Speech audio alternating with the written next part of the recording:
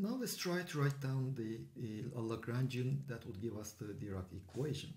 Now, just like in the case of the Schrödinger Lagrangian, we could write the Lagrangian as phi star, the energy operator minus the Hamiltonian operator phi.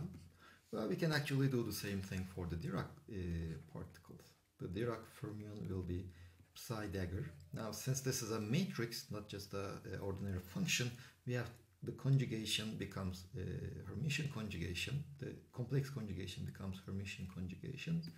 E minus the Dirac Hamiltonian psi, where this Dirac Hamiltonian, remember this is alpha I pi plus beta m. Now, if you go back, we can rewrite this, the Dirac Lagrangian, in the form psi dagger, E minus alpha I pi minus beta m psi, or psi dagger. Remember, beta is nothing but gamma 0, gamma 0, gamma 0 E minus gamma dot p psi. Now, this we had defined as the Dirac conjugation psi dagger. Now, so there is also the minus m psi part, and this term, or these two terms, is just p slash minus m psi. This is our Dirac Lagrangian. Keep in mind that if we are writing this Lagrangian in momentum space, this is just the momentum of the particle.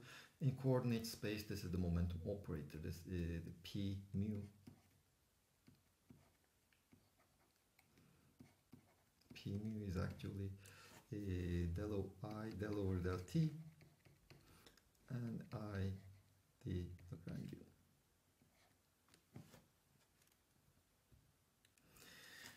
So let's see that this is actually the Dirac gives the Dirac equation.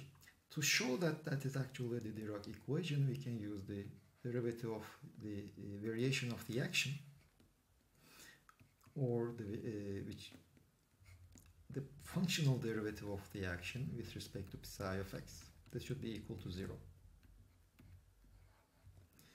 And we can do it. Well, let's just calculate it. This is the functional derivative. Let's start with okay, so there are a couple of points we have to pay attention to. First of all, if you look at these fields, psi is actually a 4-component object. Psi 1, psi 2, psi 3, and psi 4. And we have actually, in a sense, we have 4 fields. Similarly for psi bar. So this Dirac Lagrangian can be written as the I component of psi bar multiplied by the ij component of this matrix, and each of these elements is an operator because they contain the energy momentum operator, and psi j. So we can obtain the psi and psi star. We are treating them as independent fields. So we have the equations can be obtained from the variation of the action with respect to psi I of x. This should be equal to 0, and the functional derivative of the action with respect to psi I star of x. This should be equal to 0 also. So we have these two sets of equations. Now let's start with the second one that would give us directly the Dirac equation.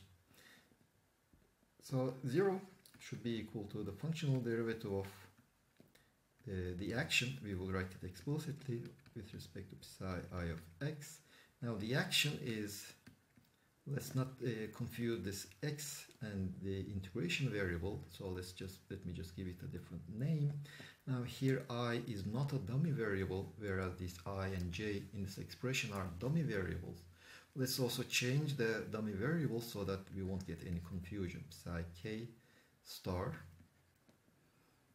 gamma 0 k l p slash minus m l m psi m. These are all at y.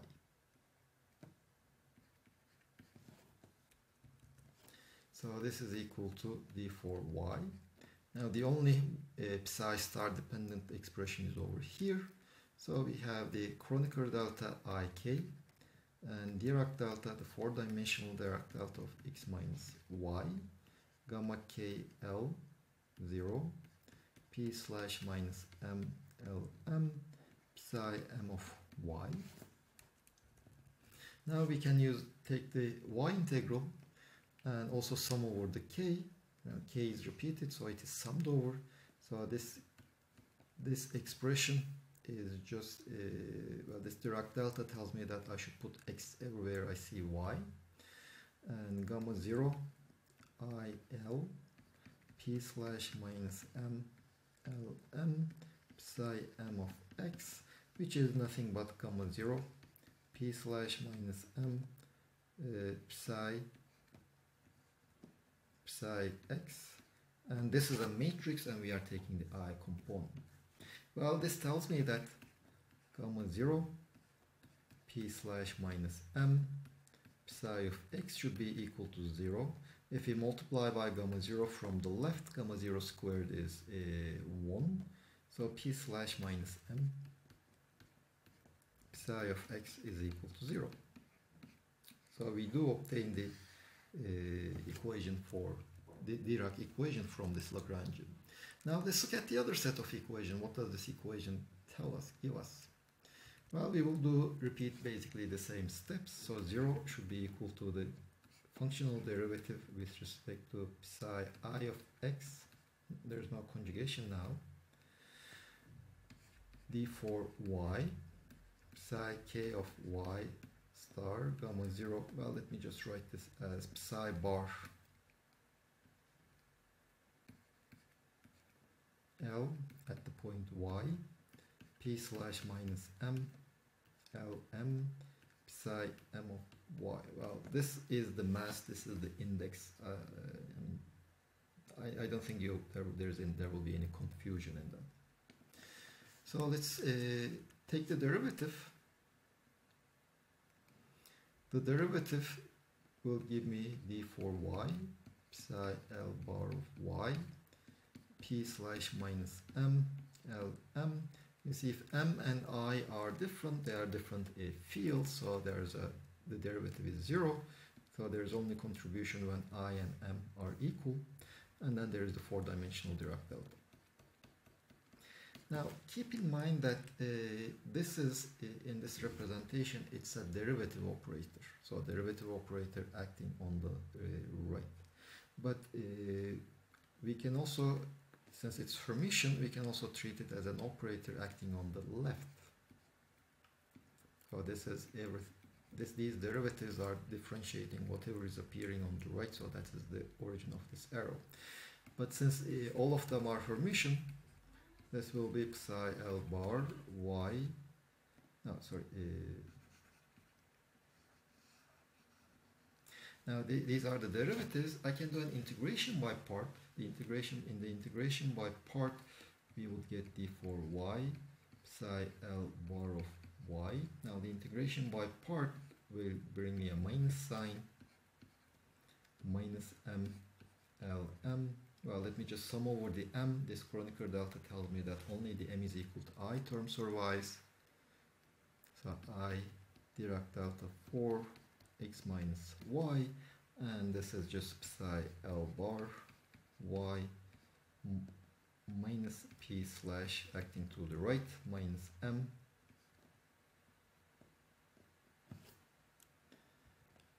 Li. Now, of course, this is now x.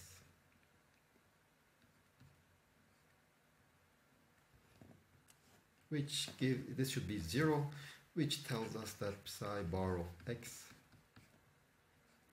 p slash, the derivatives are now taking the derivative towards the right, plus m, this should be equal to 0.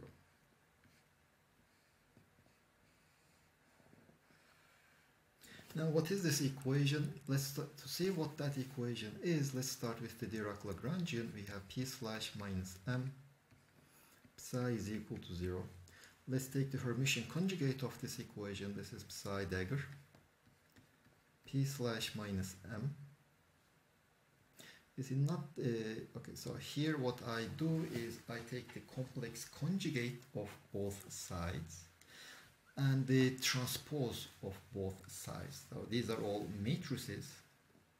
So I take the transpose as a matrix and then the complex conjugate. I don't really take the Hermitian conjugate of this operator P. I just take its complex conjugate.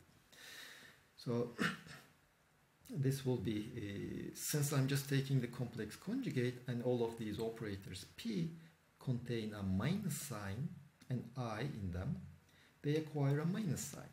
Minus P mu, gamma mu dagger, minus M, psi is equal to, no psi. So this is my new equation. Now the derivatives appearing over here are acting towards the left. So actually this is equal to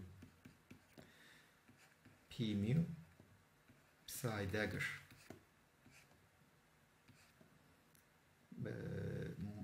minus gamma mu dagger minus M. This is equal to 0. This is what I mean when I say that P mu operators are acting towards the left. I will keep on using this notation because of its simplicity. So what we had already seen gamma mu dagger. So this is psi dagger minus P mu. Let me just cancel minus makes I can just multiply both sides by -1, so this becomes plus, this becomes plus, the right hand side does not change, so we get P mu gamma 0 gamma mu gamma 0. This P mu acts towards the left, plus M is equal to 0. And here I can also put a gamma 0 squared, which is 1. So psi dagger gamma 0, P slash acting towards the right, plus M gamma 0 is equal to 0. I can multiply both sides by gamma 0 from the right. So this is just 1. So psi bar P slash plus M is equal to 0. So you see that second equation, this equation is actually nothing but the Dirac equation for the psi bar field. And so in the Lagrangian we have written, this Lagrangian does reproduce the Dirac equation, and this is called the Dirac Lagrangian.